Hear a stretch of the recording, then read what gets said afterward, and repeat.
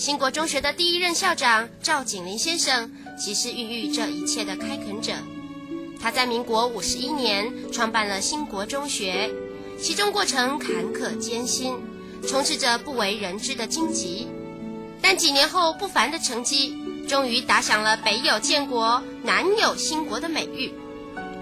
民国85年，拥有教育专业知能的赵孝贤校长接下了这热情跃动的棒子，继续延续耕耘梦图的使命。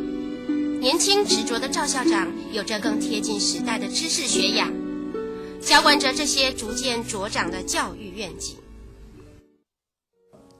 砖块是坚硬的实体，犹如是我们对事物的执着；小草是我们的心智，它能穿越任何坚硬的实体。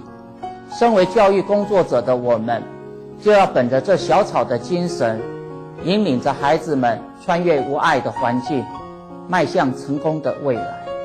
仅以2句话，大家共勉之：意识限制了自我，自在就没有限制。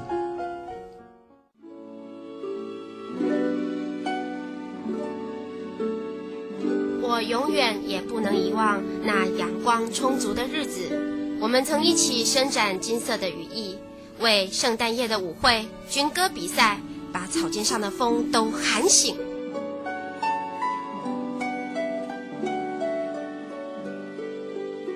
我喜欢飞腾的急速，汉风在耳边，追不上发烧的呼声、掌声。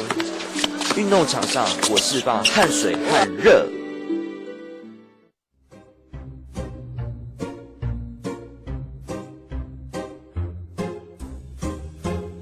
校车